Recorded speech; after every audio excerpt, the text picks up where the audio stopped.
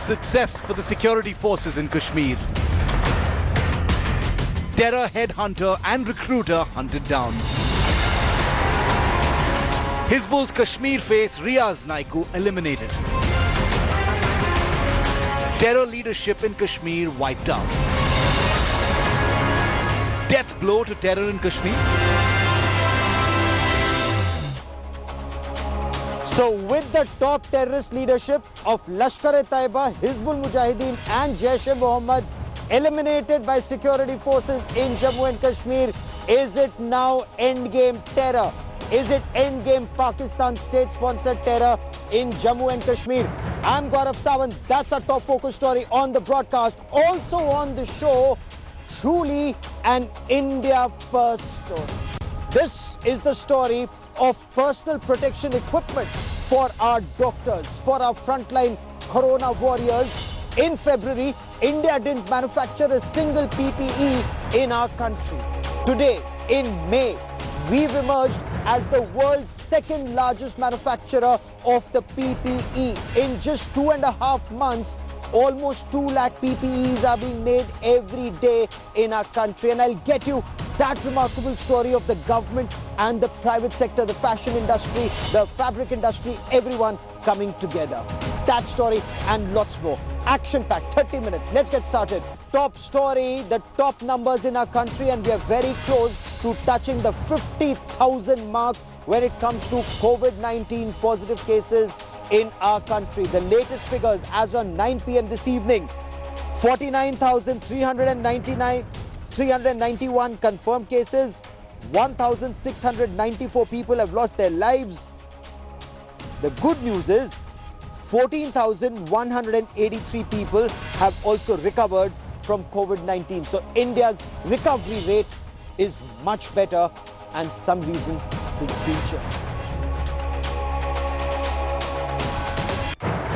Our top focus story on the broadcast is from the Union Territory of Jammu and Kashmir. Security forces in a very swift and precise operation neutralized Riaz Naiku of the Hizbul Mujahideen. Now, the trinity of terror in the Kashmir Valley. Remember Burhan Wani in 2016, Zakir Musa in 2019 and Riaz Naiku in 2020. The trinity of terror dead. All top commanders of Lashkar-e-Taiba, Hizbul Mujahideen and Jaish-e-Mohammed have been eliminated. The big question is this endgame terror? India Today's Shujaul Haq explains why the killing of Riaz Naiku today and 4 terrorists in all is an extremely significant development. Indian security forces achieved a massive success after they gunned down Kashmir Hizbul Mujahideen chief Riaz Naiku on Wednesday. The operation to hunt down Naiku was launched on Tuesday evening in his native village, Bigpura, in South Kashmir's Avantipura area. Security forces laid a strict cordon and plugged all gaps to ensure Riaz does not slip out of the cordon. The operation turned into a fierce gunfight on Wednesday morning, during which Naiku was eliminated. इसको कल हम लोग morning में कल इसको कॉर्डन कर लिए थे और आज जब सर्च शुरू हुआ था दोनों साइड से क्रॉस फायर भी मारा गया है। इसके साथ इसका एक और एसोसिएट मिलिटेंट है, एक्टिव मिलिटेंट भी मारा गया है। एक तो सबसे बड़ी बात है कि रियाज नायकू सिर्फ मिलिटेंट नहीं था बल्कि बहुत बड़े क्रिमिनल माइंडेड थे, बहुत सारे सिविलियन किलिंग में इन्वॉल्व था, बहुत सारे सिक्योरिटी फोर्स पुलिस किलिंग में इन्वॉल्व था और ये बहुत मोटिवेट करता था, एक रोल मॉडल था यहाँ के लड़कों के लिए, खास करके मिलिटेंट तंजीम के लिए। और इसको जाने से यहाँ के भर्ती में बहुत कमी आएगी और सिक्योरिटी फोर्स का मनोबल बहुत ऊंचा बढ़ा है और इस ऑपरेशन को लोग जारी रखेंगे। Riaz Naiku, a mathematics teacher earlier in life, joined Hizbul Mujahideen in 2012. An A++ category terrorist with 12 lakh rupee bounty on his head, he rose to prominence in 2017 after he was appointed the chief operational commander of Hizbul Mujahideen. He was involved in series of attacks on police and civilians and gained notoriety for abduction of a policeman's family members in 2018. Naiku regularly released audio and video messages on social media threatening security forces and their informers. After Burhan, he was the main terrorist who was misusing the social media and threatening the policemen and their families, not only anti-India propaganda through the social media, but also mislead the boys, local boys joining terrorist ranks. He was responsible for some number of local boys joining terrorist ranks and getting killed, and then making a scene out of their dead bodies in the funerals. Riaz was groomed into Hizbul Mujahideen by none other than its former terror poster boy, Burhan Wani. After Zakir Musa left Hizbul Mujahideen in 2017 to form his own Al-Qaeda affiliate in Kashmir, Riaz became Hizbul chief commander and their chief recruiter in Kashmir. The killing of Riaz Naiku came a few days after terrorists killed an army colonel and a major, along with 3 other security forces personnel in Handwara.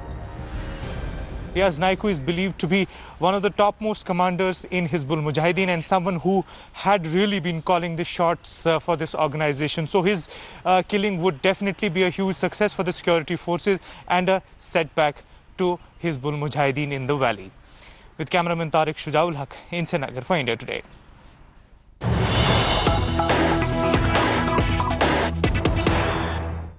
Breaking news coming in from the Kashmir Valley. India Today's Abhishek Bhalla has exclusively accessed an audio conversation between one of the trapped terrorists along with Riaz Naiku and one of his partners. And this terrorist was trying to get in touch with his parents when he knew he was either about to be killed or chances of escaping were down virtually to 0. Remember, 4 terrorists have been killed in 2 different encounters. But this terrorist, and this conversation becomes extremely interesting because this terrorist is telling the other person that somebody ratted them out. Somebody gave details about their location to the security forces because this was a top secret visit of Riaz Naiku to his village.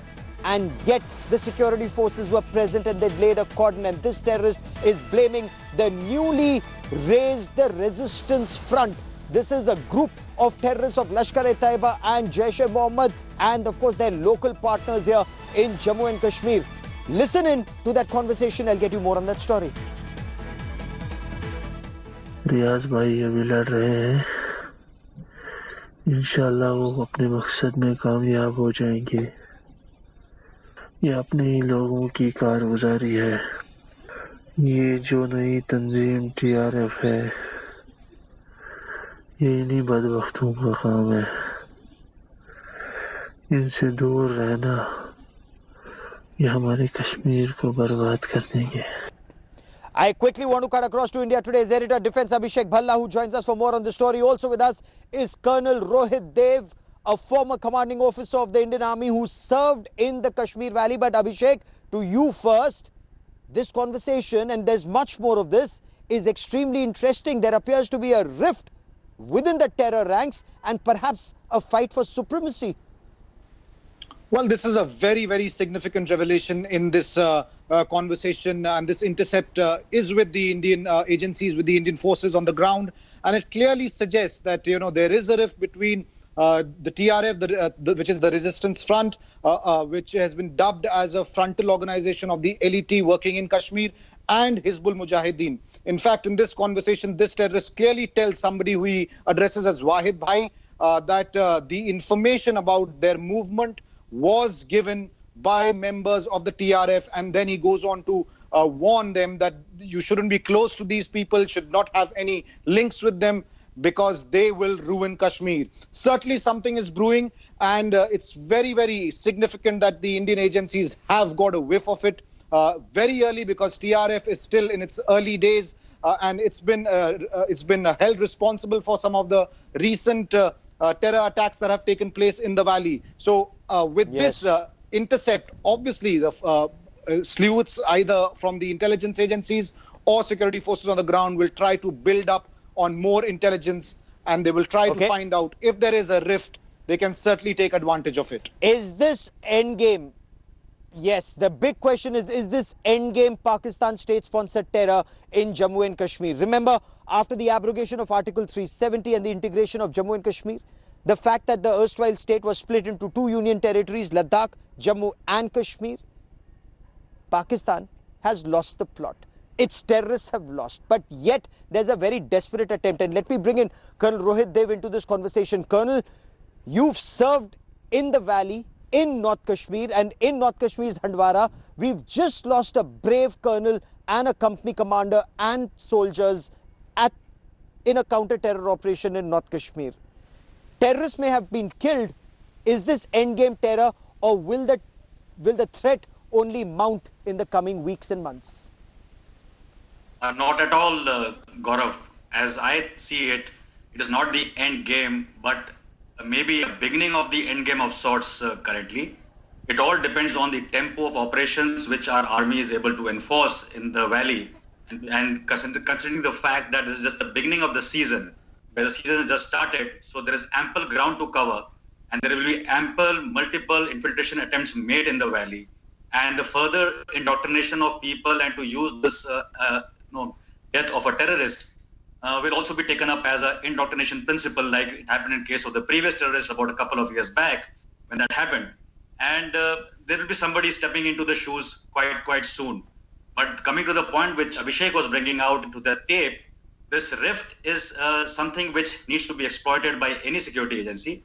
Having said that, this is also an indicator that over the last 2 to 3 years, due to the vigilance of the Indian Army, due to the technical edge we have applied on the borders, to the tiered formations in which we tackle the terrorists, and the support which we have from the locals there, it has been a difficult task for Pakistan to infiltrate in more numbers.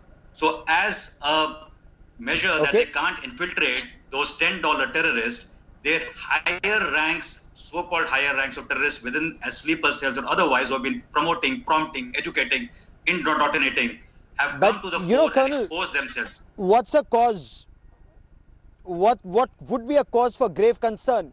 Like this terrorist killed today, Riaz Naiku. He used to be a mathematics teacher. Somebody was an engineering student. What we are hearing, the next person who may take over the Hizbul Mujahideen terrorist organization was studying to be a doctor, and even though he hasn't completed MBBS in the terror ranks, he's already known as the doctor. So it's not some illiterate drug-crazed chap. It's highly educated, highly radicalized elements, and they're a cause for concern because they would not be in the gaze. People would think, "Arey, ye to doctor hi pad raha hai, ye to engineer hai," but they're actually gun-wielding terrorists. You are quite right, Gaurav. If you see from the Richard Colvin case in 2001, the shoe bomber who failed, and through Osama bin Laden to Zahran Hashim, who was in Sri Lanka, and when in Sri Lanka, when you go, you find a lot of affluent people. In fact, 2 sons of a spy trader, Ibrahim, committed a suicide attack. So this is nothing to say that affluency does not matter. In fact, the key members of most terrorist organizations are affluent people because they can articulate the goals of the organization and they can carry out acts of indoctrination to convert is there. They have got economic freedom. But the lower level recruits are the ones governed by the poverty. The overall growth of terrorism is governed by the political Abhishek and Colonel. And the geographical aspect. And not to say there's a for the moment, many thanks for joining me. Keep tracking that story. I will come back to you for more on this. But for the moment, I want to shift focus to a remarkable story. A remarkable story of Indians coming together and ensuring that we come on top. In the month of February, India was importing PPE kits. When coronavirus pandemic suddenly blew up, there were only 52,000 PPE kits that were imported. Others were coming in, but doctors said they were substandard. That's the time the Ministry of Textile, the Ministry of Health, even the Ministry of Defense and Civil Aviation, they got together with the private sector, fabric makers, garment makers, fashion designers, and 2 months later, we are the world's second largest PPE manufacturers, and not only are we making 2 lakh PPEs per day in our country, the good news is the moment domestic demands are met, India could well be exporting world standard PPEs and helping the world much more.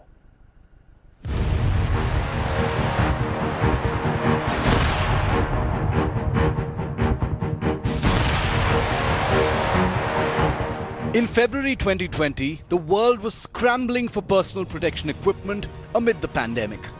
India, which didn't manufacture the safety suits, placed global orders. But the global spike in cases meant steep prices and drying supplies. As medical staff faced an infection threat, India took a resolve to be self-sufficient in personal protection equipment. It all started in a meeting chaired by Textiles Minister Smriti Irani, brainstorming with top garment manufacturers. Tapping India's textile behemoths like Indian Technical Textile Association, 3M, Arvind Mills, Welspun, Dow DuPont, Honeywell and smaller entities. The Defence Ministry was tasked with quality approval via rigorous tests by 2 existing DRDO laboratories and 8 new ones. India soon achieved the mega feat of building the world's first reusable PPE suit. The country now hopes to become the leading exporter of the suits that protect coronavirus warriors. A story of opportunity in adversity. We had been working on the development of a CBRN suit for the Indian Armed Forces, and this inspired us to develop the JCT Rakshak Pro 019 PP Hazmat suit, India's first indigenous personal protection hazmat suit for frontline medical workers in the fight against COVID-19. We are very grateful to the Government of India, Ministry of Textiles, Ministry of Health and the Government of Punjab State for all the support. The Government of India was preparing for COVID-19. Our Honorable Textile Minister, Srimati Smriti Irani and Secretary Textiles approached us to prepare for PPE production in Shahi factories, which is also known as hazmat suits. Since we already had the expertise of working with our customers and the required machines, we could quickly start production after the due diligence process. Several other manufacturers are waiting for government approval. जब हमें पता लगा कि भारत सरकार को PPE kit की requirement है, तो हमने ये किट बनाने की सोची। हमने गवर्नमेंट से अप्रैल के अंदर परमिशन के लिए अप्लाई किया और हमें गवर्नमेंट से इसको बनाने के लिए परमिशन मिल गई। 20 अप्रैल से हमने अपनी प्रोडक्शन शुरू की। India now makes over 1.7 lakh PPE kits a day and is scaling it to over 2 lakh. Over 18 lakh indigenous kits are already distributed to medics and 1.4 crore more are on the way. We have been using PPEs from Chinese previously, but we have moved on completely to indigenous PPEs.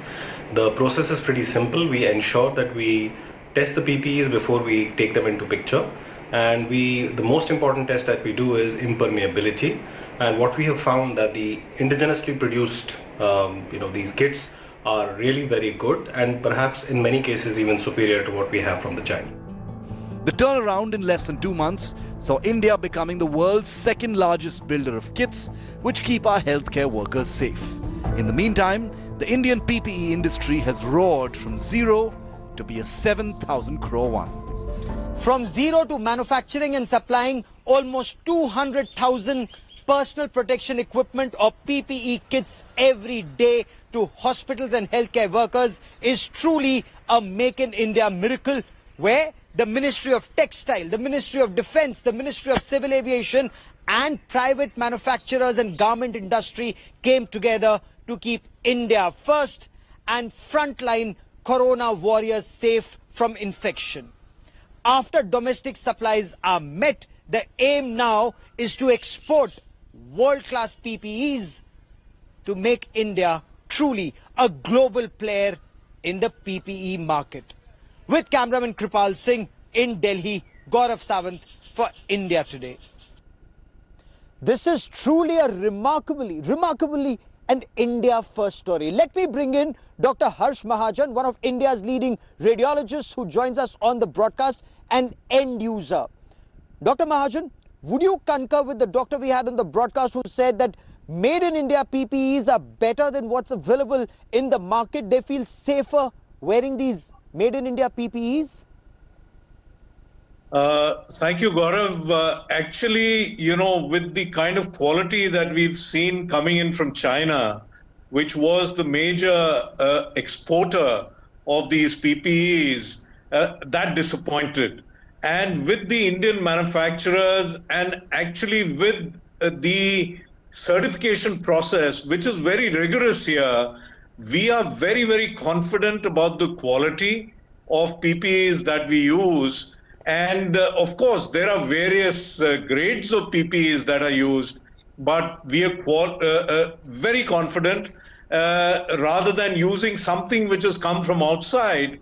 And if the quality turns out to be poor, then you have to wait several more weeks to actually get them back again.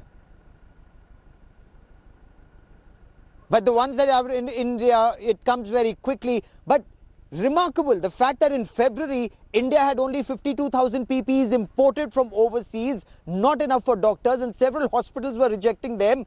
And now, is India manufacturing 200,000 PPEs a day? Would we be in a position also to export them? How did this come around, Doctor? See, this was, as we've heard, when there's a will, there's a way.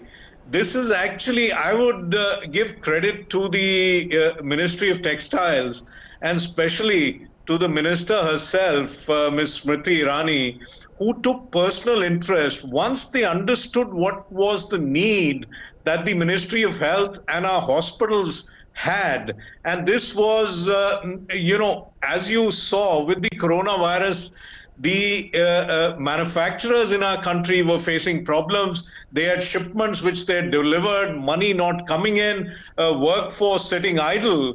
And this was really a pivot which was provided by the Textile Ministry, the proactive approach that they used to convert these fashion garment manufacturers to manufacturing PPE. The equipment was there, the manpower was there. There was need actually to develop the material, which also was taken up on a war front, and the result is there for all to see.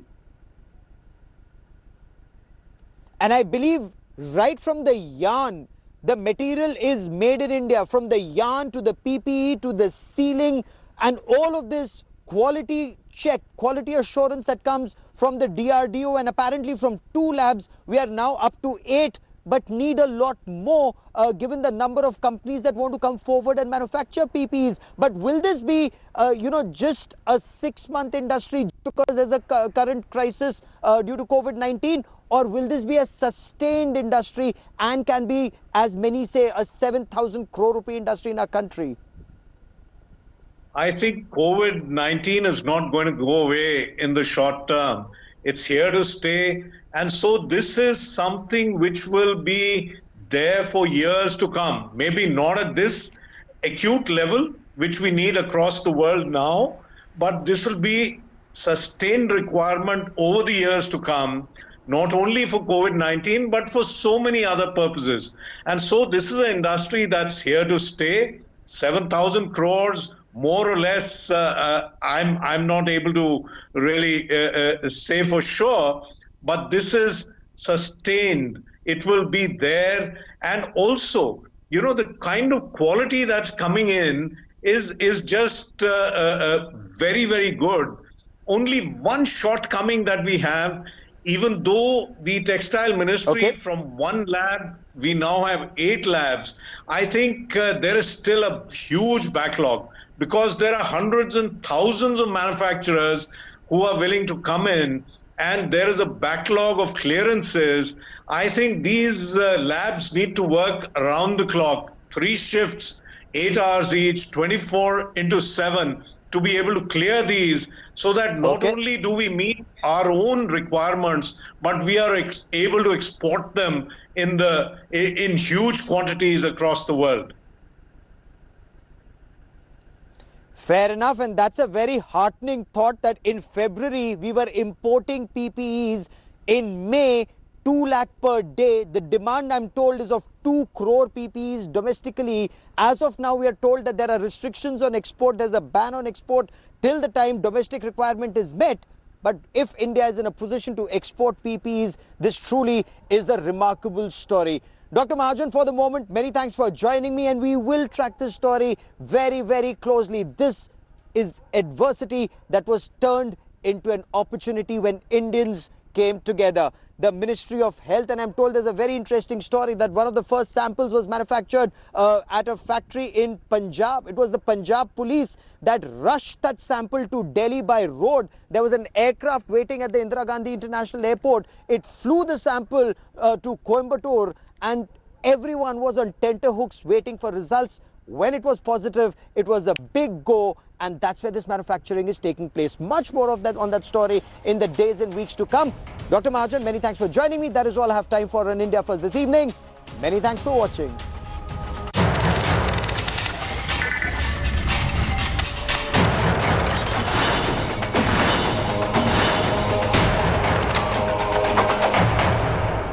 Hello everyone, this is Rahul Kamal here. Hope you enjoyed this video. For the latest news and analysis, like and subscribe the India Today YouTube channel and don't forget to press the bell icon to stay updated.